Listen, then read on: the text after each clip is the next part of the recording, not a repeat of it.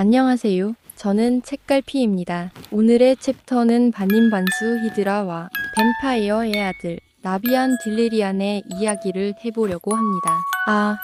실화는 아니니 재미있게 들어주시기만 하세요. 지금 그의 나이는 22살 정도 될 겁니다.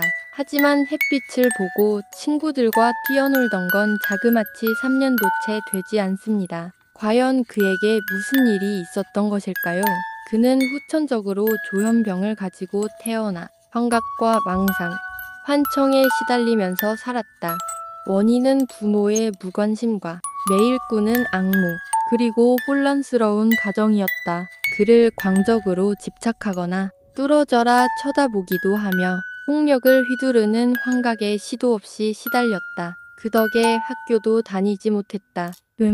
사실 안 다니지는 않았었다. 하지만 초등학교 입학식 날 그는 반 친구를 살해하고 말았다. 참으로 참혹하였다. 시체는 갈기갈기 찢겨 있었고 심장에 칼이 꽂혀 있었다. 눈알들은 대굴대굴 굴려다녔고 혀는 조각조각 나 있었다. 그런 상황 속에서 그가 했던 말은 확실히 죽였으니까 다시는 안 나타나겠지 라는 말 한마디였다. 충격을 받은 부모는 그를 감금했고 다시는 학교에 보내지 않았다. 사실 그는 환각에 시달리다 친구와 환각이 겹쳐 보여 친구를 환각이라 착각하고 죽인 것이었는데 부모는 이유조차 듣지 않았다. 그런데 사실 그의 환각은 눈 속의 이물질로부터 시작되었다. 하지만 그는 이 사실을 눈치채지 못했다. 눈의 시력이 떨어지는 것마저도 환각이라고 여겨서일 것이다. 완치는커녕 오히려 증상은 더 악화되었다.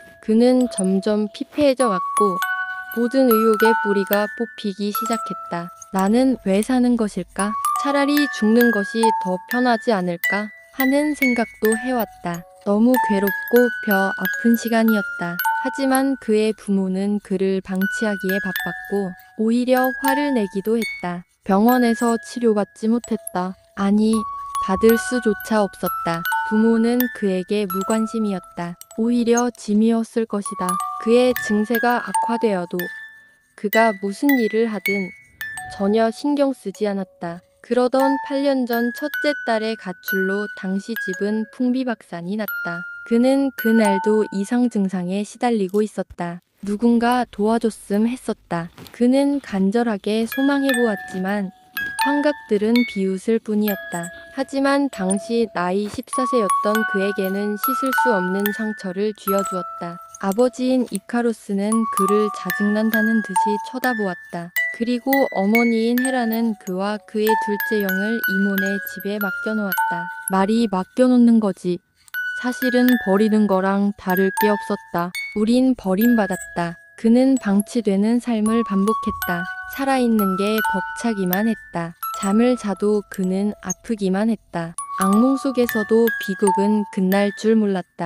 가슴을 쓰라릴 정도의 힘도 남아있질 않았다. 모든 게 끝났으면 좋겠다. 차라리 그게 편할 것 같은데 제발 누가 도와주세요. 귀찮게 하지 않을게요. 그러니깐 제발 한 번만이라도 나를 멈춰줘요.